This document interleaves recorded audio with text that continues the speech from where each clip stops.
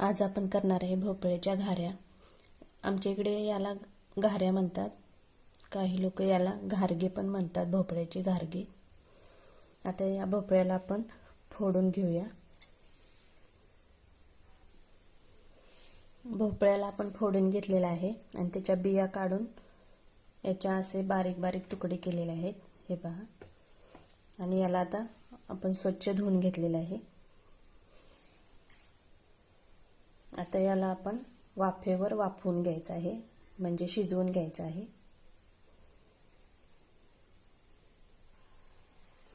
अशा पद्धतीने या भोपळ्याला आपण वाफेवर वाफवून घ्यायचं। पातेल्यात पाणी घ्यायचं, नंतर एक चाळण ठेवायची, त्याच्यावरती असा भोपळा उलटा करून ठेवायचा, म्हणजे चांगली वाफ लागून तो भोपळा शिजतो।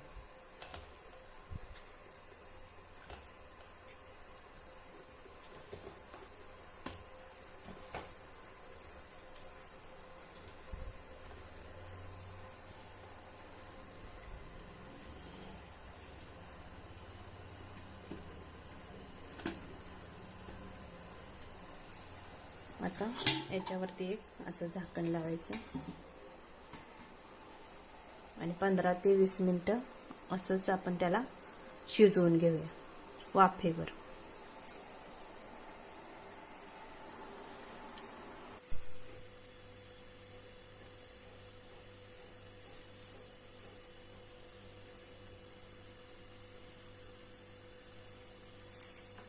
हे पहा, भोपळा आपला शिजलेला आहे।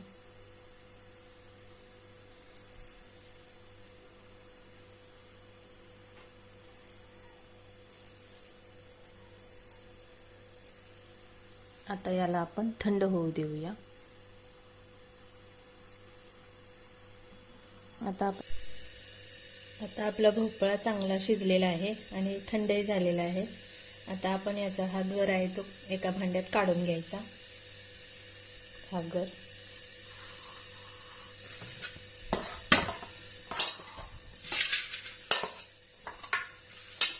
हे पहा, अशा पद्धतीने हे चमच्याने काढायचं।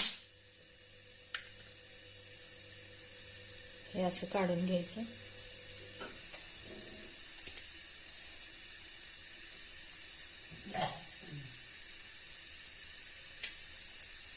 हे अशी फक्त सालच राहते पातळ। हे आपण साल या बाजूला ठेवूया।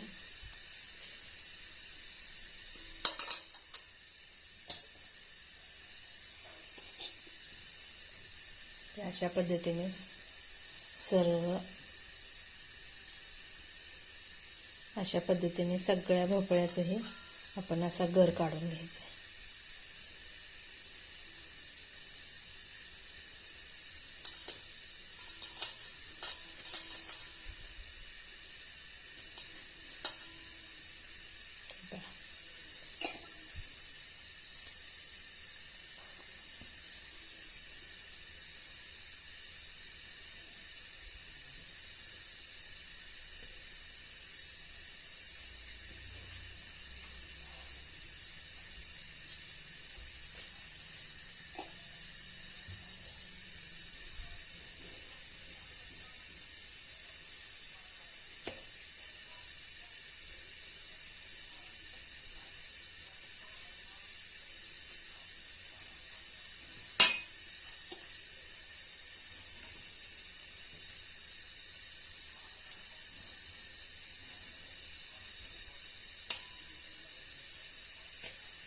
हे असं सगळं आपण काढून घेऊया।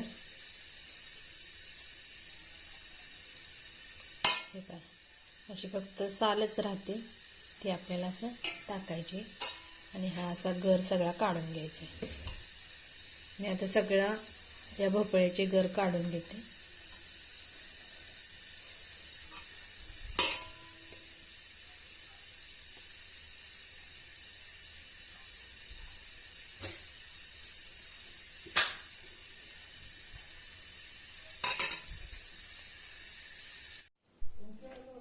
अशा पद्धतीने आपण सगळा भोपळा असा चमच्याने काढून घेतलेला आहे. हा पहा. आता आपण हा मळून घेऊया पिठामध्ये. आता हे आपण गव्हाचं पीठ घेतलेलं आहे, त्याच्यामध्ये आपण हे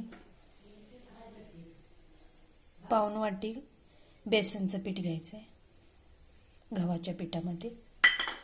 आता याच्यामध्ये खायचा सोडा चिमूटभर टाकायचा. नंतर सुंठ पावडर टाकायची.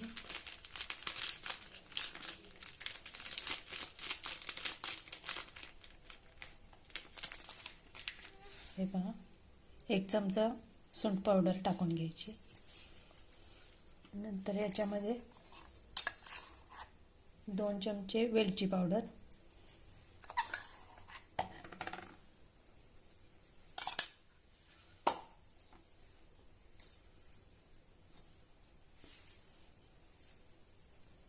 आता याच्यामध्ये आपण गूळ टाकून घ्यायचा आहे.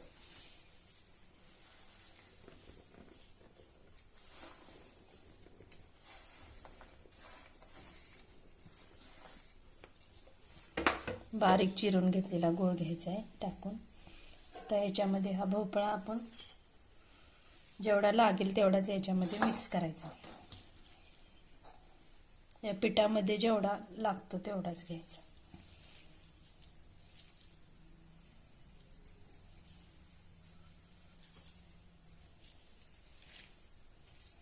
हे पहा, आता आपण हे सर्व असं मळून घ्यायचं आहे.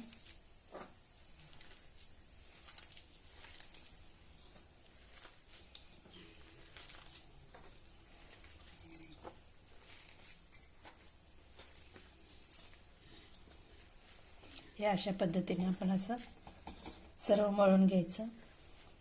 गूळ आणि भोपळ्यामुळे याच्यामध्ये जेवढं पीठ गव्हाचं लागतं तेवढं घ्यायचं. पाण्याचा वापर अजिबात करायचा नाही. हे बघा, आता हे आपण चांगलं मळून घेऊया.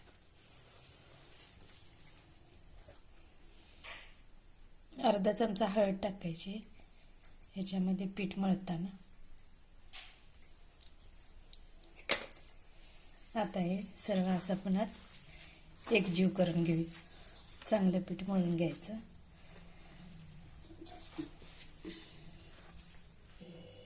हे अशा पद्धतीने आपण हे पीठ मळून घेतलेलं आहे घाऱ्याचं.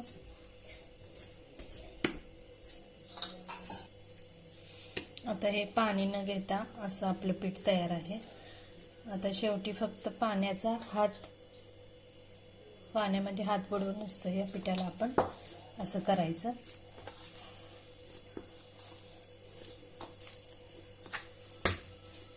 आणि आता हे सगळं एका भांड्यामध्ये आपण काढून ठेवूया.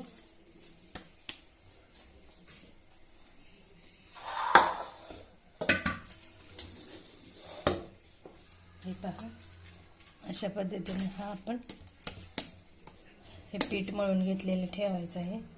याला आपण रात्रभर असंच मुरू द्यायचं आहे. 7 ते 8 तास असंच आपल्याला हे पीठ मुरवायचं आहे, म्हणजे आपल्या घाऱ्या छान होतात. हे पहा,